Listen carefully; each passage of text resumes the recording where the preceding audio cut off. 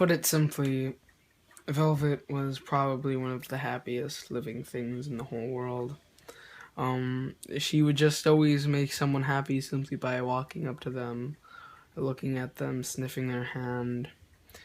And one of my favorite memories of her is when we took a trip down to St. George Island in Florida. And she rode in the front seat. Now, Dad was not too pleased with that, but I could tell Velvet was. She was either always curled up, sleeping, or sitting up, just looking at the highway and outside with such wonderment because she didn't understand too much about the world.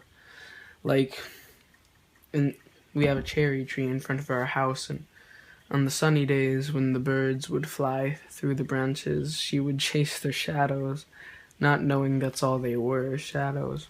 When she got put down, for a moment it seemed like I would never be happy again. Because it was like there was something missing.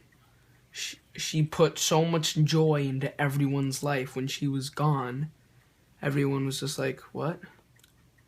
I feel now, when I look back on the memories I have of Velvet, then I feel joy and not sadness, because that happens to all people when they lose their pets.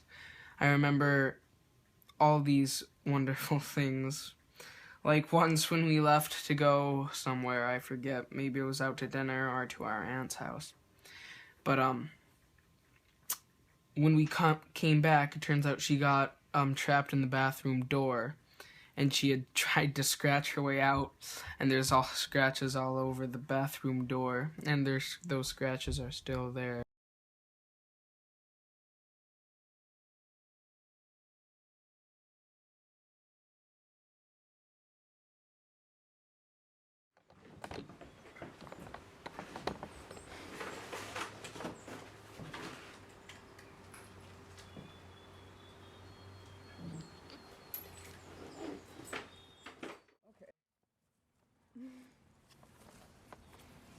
Well, this is Pat, and she is my service girl. And right now she's playing Frisbee. Normally when she has her vest on, she doesn't play much, unless we're taking a break. But she knows when she's got the vest on that she's doing a job, and she's my helper. I was living with brain tumors, and I was alone a lot of the time, and I didn't like that. And the dog, Bingo, was very much a part of my care. And when we got Patch, she trained under Bingo, and he taught her many good things. She learned how to listen very well. And then I worked with her to become a very special kind of dog. And part of what she's learned how to do is she's learned how to meet my needs. I have brain tumors, and I don't look like I have a disability, but I do, and it affects me very much so. I also have vertigo pretty severely, and tinnitus, and I have moments where I'm fine, and there's moments where I'm not. I take steroid replacement therapy 4 times a day because the radiation treatments that I had knocked out my pituitary system. Part of the damage that I have in my head is frontal lobe damage, which creates a great deal of anxiety. And one of the things the Patch does for me is she allows me to go into places that I'm insecure about because I know I have a protector. And I've taught Patch a system where we shake hands with anyone that we greet. And if we don't shake hands, she knows there's trouble. And I'll tell you one very sad story about a day. Patch and I had been downtown in Ithaca, and we'd been shopping. And I took her for a walk outside, and she did her business. And then we were going into Tops to go grocery shopping. And I was getting a cart. And a gentleman came over to me, and he swung his hand at me, and he said, "Lady, I'm taking your dog." And he grabbed for the dog. Now, Patch had been very, very nicely controlled and very calm. All of a sudden, her fur stood up, and her teeth started showing. And another gentleman, God bless him, grabbed his arm, and he didn't hit me. And that just is a sign that Patch understands when there's danger, she can react, and when it's not danger, she calms right down. If someone strange comes to our yard, she waits for the signal from me. And because I am disabled and because I'm not very fast moving, she's able to help me feel much more secure and safe.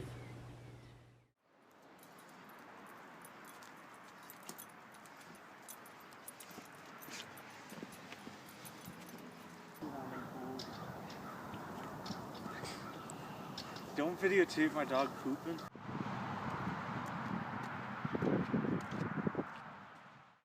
When I was 9, I wanted a dog really bad. And my mom initially was right on board, but my dad took some convincing. But after a while, he got on board too, and my mother had a friend who knew of a woman who had a dog that had puppies. I went in there, and Max came up right up to me and started licking me. Soon Max would become my best friend, and he helped me through some really difficult times. For example, when I started to get into my teenage years, I developed agoraphobia and social anxiety, which left me in the house and unable to attend public school. And Max was my best friend, and he, never left my side. When Max was young, he was very athletic, and when he got loose, it would take the whole neighborhood to catch him. All the kids that I used to play with, we'd all team up and chase him until finally we'd catch him, and it was a game to him. He would just try to stay away from us. Now he's getting old, and he's deaf now, he can't hear. And lately he's been getting nosebleeds, and when he bleeds out of his nose, he bleeds really badly, and he loses a lot of blood, and the episode doesn't stop for about 30 minutes. And we don't know what's wrong with him, but we're preparing for the worst.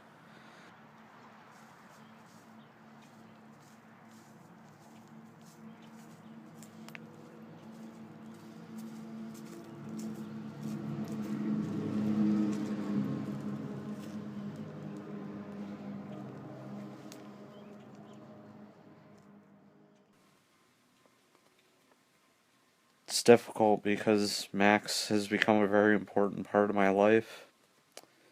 He was my best friend for over half of my life, and I'm not ready to let go. She's photographing you. Uh-huh. Would you like a treat? Would you like another treat? There we go. Yeah. So Corky was my first guide dog, and I got her in 1994, and she was then succeeded by Vidal, who was my second, and then my third was a dog named Nira, and now I have Caitlin, who is right here with me in the office. So I've had 4 guide dogs. My third, Nira, is still alive and living in our house as a family pet. Both Corky and Vidal have passed on. So they're no longer with us in the physical dimension, though I know they exist with me in my heart. Human beings imagine the world before them through a filter of preconceived ideas. We have great big brains, as Kurt Vonnegut once famously said, and along with that comes a predilection for imagining the future or imagining what's going to come. And some of that imagination is useful, but most of it really isn't. So we tend to be timid when we're going places. We imagine the worst, or we imagine scenarios that will be deleterious or unpleasant. But dogs take on the world in a wonderfully vigorous and open way. And so one of the reasons that blind people function so well with dogs is that a dog can be trained not only to help a blind person navigate in the world of cars and stairs and obstacles and all of those things, but the dog also has a kind of buoyant, upbeat sense about what's coming before us. And that's something that's rather beautiful because it's transmissible between a dog and a person.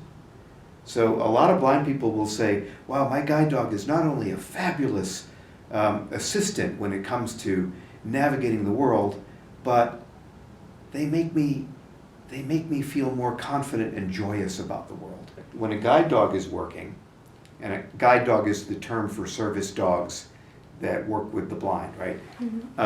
When a guide dog is working, it's wearing its famous harness, right? You can always tell a dog for the blind by the fact that it wears this harness. And when a guide dog has its harness on, it knows it's working.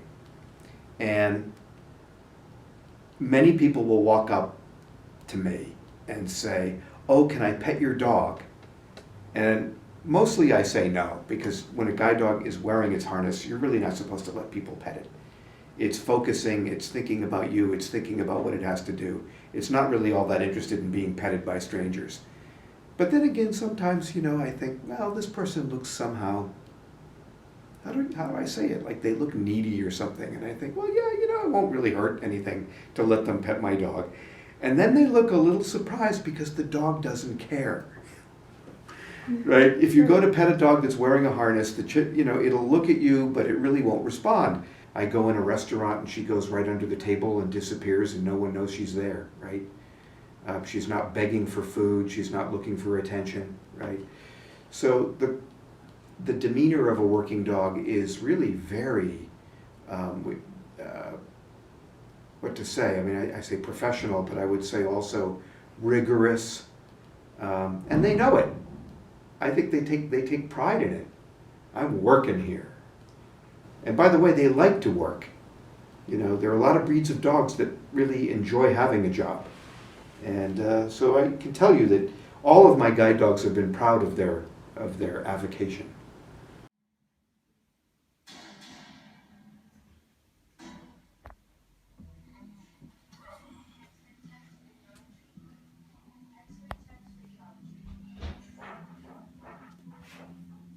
I'm afraid he didn't make it.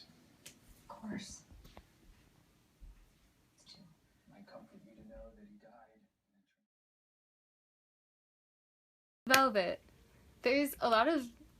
I don't really have a specific memory of her that I really think about. It's more of like a combination of all the things she used to do. Like whenever she, you would come home, she'd be there first thing and her ears would like crinkle back and she'd look kind of weird and it was the cutest thing. And then, whenever we go to the lake, she'd always be barking. It's just like those like kind of things that she did a lot. It was just really weird to find out she had cancer all of a sudden, because, like, she was completely fine, and then all of a sudden she was having all these problems. So, that was just kind of... we didn't even really know if it was, like, really it was just kind of a weird, ambiguous thing. Like, all of a sudden she was dying. I'd like to remember her as, like, how she was most of the time. And, I don't know, I had to go, like... with my sister and my mom, and we had to put her down. And I don't know, it was really sad, just like seeing her go.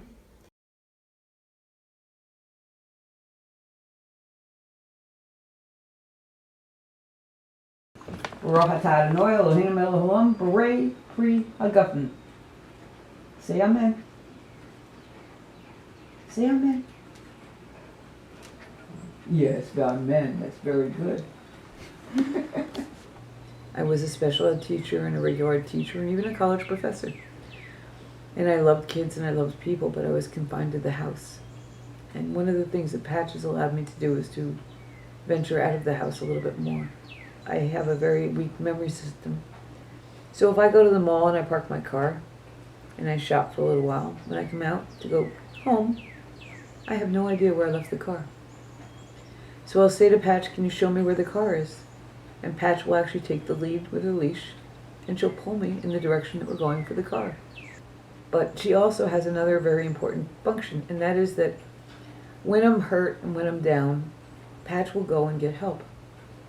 And what she does sometimes, we had an incident here not too long ago where I fell and my husband was actually in the shower.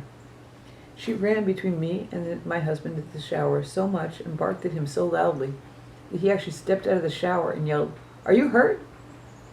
And of course I was, and I couldn't get up, and I really needed him to come then. So he shut off the shower and came and helped me.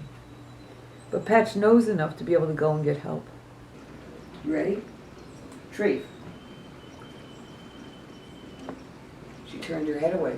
People that are Jewish never eat anything that's treif. Kosher.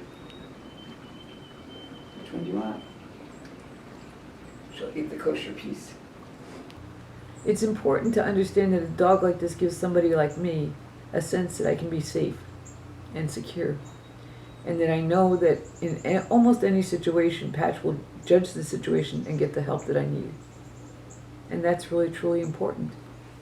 So Patch will volunteer for the Reading with Paws at the library, and she'll read books with kids, and she'll actually tap on the pages when they stop reading. And being a retired teacher, I love doing that. And right now we're volunteering in a school in Auburn, a small Catholic school. And Patch is very perceptive, and she understands which kids are really having a hard time, and she'll go sit with them and just let them pet her. Or when they're crying, sometimes she gives them some kisses. But the second that I'm having trouble and losing my balance, she leaves them and comes and checks on me. Because she's always got one eye out. She's just like a good mother. And she's always watching over for me. And that's the story of my girl Patch. He was the best dog. He had such a dopey and goofy personality. He was very gentle. He was like a gentle giant. My sister, she got a small puppy, and Max would play with her, and he'd put her whole body in his mouth, and this scared my mom, but he would never hurt her. He would just gently chew on her, which which I thought was really funny. I know he's had a good life, and that he's lived a long time, but it's never easy to lose a pet, and I'm preparing for this now. I just hope that he knows how much we love him and how much happiness he's brought us. You know, one thing that a guide dog possesses is a unique temperament. And that temperament is a kind of recoverability.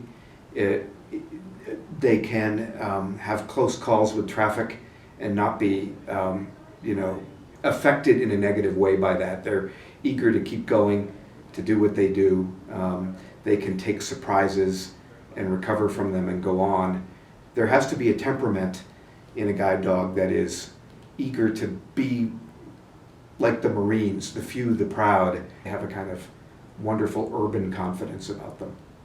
One instance that's really always in my mind is in Manhattan. I was walking south on 5th Avenue, approaching 8th Street, and I got to the curb, and my first dog, Corky, had stopped, and then suddenly she backed up hard and took me with her, and a bus went roaring by, easily going, 40 miles an hour. She saved me from, being decapitated by this bus.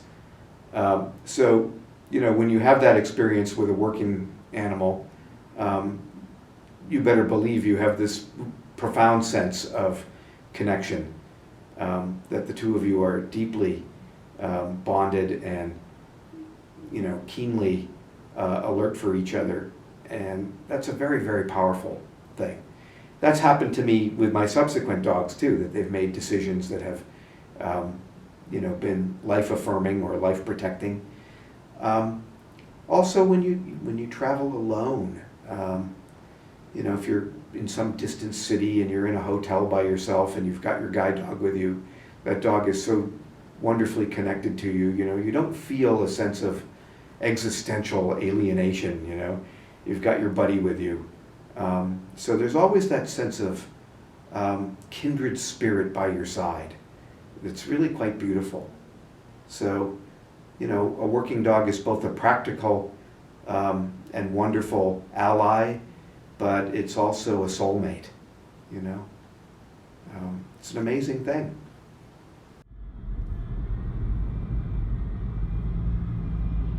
I remember one time she used to dig all over the yard, dig. And I remember one time looking out, and she was like her front shoulders deep. She had dug a hole so deep in the backyard. And so we put a cone over it and stuff to try to, fill it back up, and she dig it back up. And then finally she found like this tiny rock that was it. She stopped digging. And I thought to myself, this probably isn't a rock. It's probably some prehistoric bone or something. Like, why would her nose smell? She'd go crazy digging. Dig, dig, dig. The love that a dog has for you is like the true definition of unconditional love. They have really low expectations, and so they're always so happy. It's a very simplified love, like the love between a spouse and a child and a parent is much more complicated. There's a lot